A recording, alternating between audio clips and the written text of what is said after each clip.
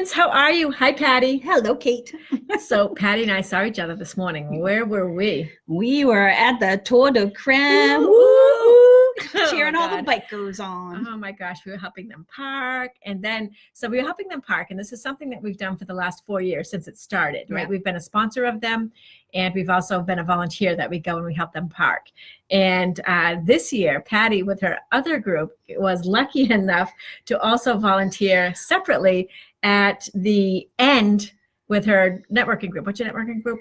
They changed the names, but I think it's called Networking Group USA now. We're 6 degrees, but we had to change our name. But so we were there for all afternoon, cheering in everybody. It was super fun, which is why I still have a hat on my head. The hat, the cute red cheeks. So here's the thing, like volunteerism in service, if you ever ask me, and a lot of people do ask me, like, how do I get started in real estate? I'm like, serve, right? So be in front of people and serve them. So that's what we did today. That's what we do on a regular basis. And the thing is that we want to help our in this case, our Bull Town, right? Yeah. Because we want them to know that we care about them. And so anyways, that's just a little tip for you. Yeah. I mean, I met a ton of people and I've been here in Matapoiset forever. She was like, woo, woo, woo. Yeah, I just let it all go and had a good time. She did. She was having a blast. So, and I was saying to Kate, I've been the last in so many races in my life that I know how important it is to cheer on that last racer. Come on in, baby. Yes. And I laughed. I said, I call it the ambulance person. Yeah. Not the ambulance, the fire truck person. Like, I see the fire truck behind me. I must be doing great. Yeah. Oh, awesome. My gosh. So, yeah, someone's going to be there. And I give them the most credit. Because it's easy to be like, right out in front being like, I'm so cool. Well, it's easy but to stay there, like, I'm just going to hang in there. And this is a personal goal. Keep on going. My personal best. Yep. So super Keep cool. on pedaling. Yeah. Super cool. Nope, that's awesome. But I know, Kate, you were away. We also are on Facebook and stuff. We saw the selfies with Charlie Baker. I love that's my favorite one. I got to tell you. I'm like, my face, like the lighting wasn't awesome, but I'm like, I don't care. I'm posting this back. That's awesome. Like, I was super jealous. I think you look like you're having a great time, but you had all kinds of pictures. So I think it'd be important today to talk about where you were and what you were doing, what you learned, all of that. But we'll cover that in pieces. So okay, all right. Were you? So I'll start at the beginning. Yeah. Thanks for those hearts, by the way, guys. I love them. Is that Meg up there? Yes, our number one supporter. So the National Association of Realtors is something that we're a member of, and it's a trade organization that is like 16 million strong or something crazy like that. And what we do is, well, when we're a member, we promise to follow that code of ethics. And we've talked about that before. Yeah. So this in the May, every year, there's the National Association of Realtors legislative meetings. And what we do is almost like threefold. There's an educational component, where as an instructor, I go early to go get recertified. So I'm recertified and accredited by a representative. Awesome. I'm recertified to teach all of the classes that I am certified in. I also got certified in military relocation professional. So that's cool. I know there was a ton of ahas there. Yeah. So you know what? It was really kind of cool. And so those were my first 2 days there. The second part of it was committees, right? So we have committee meetings, and I am on a committee meeting. I've been on a committee nationally for the last 6 years. And this year I'm what's called RPAC, what the heck's the real official name of it? Participation Council. Right? So RPAC is our almost like our lobby. It's our advocacy. So it stands for Realtor Political Advocacy Campaign or Committee. I don't know. Actually, that's not quite it, but it's Realtor Political Action Committee, right? Okay. So it's like our PAC basically. And what we do is again, my goal this year is to get participation up all across the state. That's I have a goal of how many people I want to give $20, and it's funny because we had a little sticker there called 20 for 20, because people always say, why do I want to give to RPAC? I already give my dues. Yeah. And RPAC is the thing, like, so we fought this was that 20% pass through that we had on the new taxes, and they were not going to include real estate agents because most are sole proprietors. Mm-hmm. And so that was for business owners. Yeah. And they said, if you're not a corporation, you don't get this. And we're like, wait. You don't understand how realtors work. Right. So we said 20 for 20. That's our campaign, which is for $20. Right, you are ensuring that we can do things like fight this.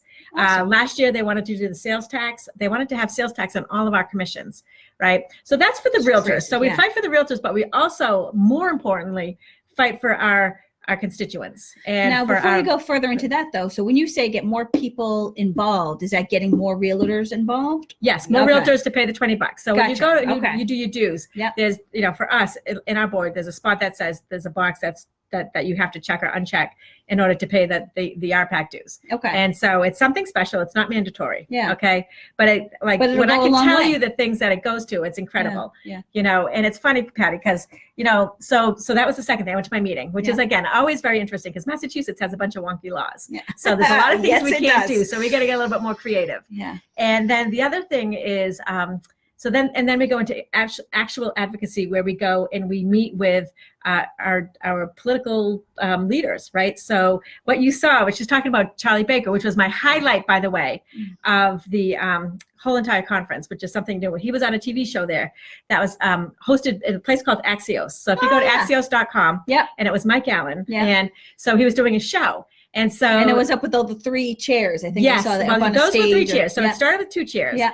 And the first person they met.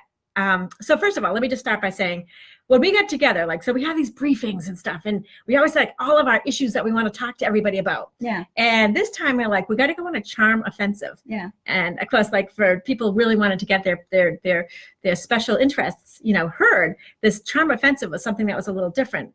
The idea is that, we're a gridlock, right? Because we've got the House of Representatives is led by Democrats, and the Senate is led by Republicans. Yeah. So we are if left to their with their own, would be gridlock. Yes. Because the Senate are not going to do anything that the House of Representatives wants unless they make it their own. Theoretically, this is big picture, and I am generalizing, so I apologize for all you senators out there watching. Yeah. Right? All of them. Right. So anyway, so we said charm offensive. We're going to go on this, but so we said, so what we said is, instead of fighting for it, what we're going to do is say, are there people across the aisle that you kind of have inroads to, that you think this might help their constituents? And can you be charming to them? And can we try to fight this battle with charm and with working together, right? Some common ground there on both sides of the aisle. Because even if you're again, I don't think Democrats and Republicans have been so divided as they are right now. Yeah. I don't want to get too political because we're all about harmony here, right? So anyways, first guy up was and I want to say this right, was the Honorable Kevin McCarthy, who is the minority leader in the House. Yeah. Okay. So of course I was thinking Senate because he looked senatorial, right? Oh. So, and I'm listening to him, I go, wow, he's got really tough. I can't believe that's a Democrat up there. Then I'm he's a Republican. Yeah. Right. So he was talking about the party line, and very, very pro-Trump, and very, very just black and white, and then came, I think his name is, and I want to get this right, the second guy was James Clyburn from South Carolina, and he's the majority whip. Okay. And he got up, and he's this old Southern gentleman, and he's everything takes its time. You got to just take it. You can't rush it. We're going to get there, just, blah, blah, blah. Yeah. So we had these two people, very, very much their parties, right? Yeah. And so then they said, well, we just happen to have from Massachusetts, right? Our state, right? Woo, woo. Love it. They said, we have from Massachusetts a Republican governor and a Democratic mayor of Boston. Yeah. And they are getting tons done, because the whole thing is about infrastructure. I'm sorry, I forgot that part. So they said, and these guys are getting, all sorts of things done. And how are they doing it? How is little Marty was there too. Marty was there too. Yes. Gotcha. If you look a little closer, you get the picture. Right. I think my profile pic has Marty in the back. Oh. So yes. So they were up on stage, and they said, they actually I think they even called them a bromance, right? They said they actually get along great. And I think they travel together, and they were there for other meetings. And this was because they are being dissected by all sorts of people as how are they making this work? Because how are we going to get to where we need to go if we can't find common ground? Yeah. And so I loved it. I'm just going to give you the highlights, because I say this was my highlight. But the thing was that they said, yeah, we, he's a Republican, I'm a Democrat, or whatever, but we need to serve our people, and we need to get things done. Get things done. So they said that those were that is just the thing. When it comes to vote, they're going to vote for whoever's getting things done for them. Yeah. They don't care what it is. And that's why actually I'm in purple for that political action thing. We say we're purple because we're not Republican, we're not Democrat, we're the Realtor Party. Right. So that's why I got my purple on to tell you that part. I didn't know that. Yeah. Right. So anyways, so they were fantastic. They were hilarious. Mm-hmm. And but they said, well, when we both first came in, we had, I think they said like 160 feet of snow that year. Yeah. So they had to figure out how to work it out. But what they have found is that they can get things done when they work together. Awesome. And it doesn't matter like what their political party is per se. So it was just so inspiring, and we were so proud. And afterwards, they did pictures with us. They did selfies. They stuck around. They were so awesome, and I was so proud to be from Massachusetts. They were loving the bee. They were loving. Oh my God! When that came up, and so they said to like Marty, like, "What's next for you two? What's next?" Yeah. And he goes. And he's quiet, right? He works the pause, and I'm like, I was on the edge of my seat because I'm like, oh my God, does he not know what to say? Like getting him out the cuff, right? Because it's a show, and he goes, Stanley Cup. So it was awesome. So they were great. But the thing is that now back to my soft launch and back to like working this out. So the things that we wanted to say to them to reach over, and you guys will love this, especially those of you who have been following us. The first thing they talked about was the FEMA flood. Right, because it's up for expiration again. Huge. So the House kicked it forward. We call it kicking the can, right? So nothing comprehensive has changed about it. Yeah. Although they know that something needs to, right? But they just feel like in this gridlock they can't get it done. So they kick the can to the end of the year. Yeah. And so the House passed that. So they're talking about a disaster relief act at some point, but they just don't feel like they can get there now. So that's in the Senate. So we were like, again, massaging the Senate saying, can you just reach across and get this passed? Because, 40,000 homes are affected if it goes into deadline. So anyways, but we talked to you guys about this. I don't know if you remember, like we were there for you. Second thing, want to guess what the second thing was? Oh, I'm not a good guesser. Okay. Opportunity zones. Right? So a lot of agents were like, opportunity zones, what's that? I'm like, oh, please go to ReaLAWstate with Patti and Kate. You'll find out what they are.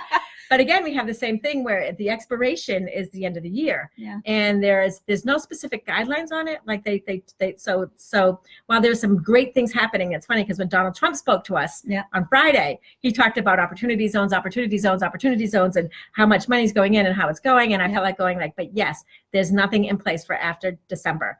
So investors are like, if it's not going to keep going, then I don't want to put my money in because so we're at this like tricky spot. So that was the second thing, and then the third was. Which was something that, and I'm just going to double check. I had to double check this too.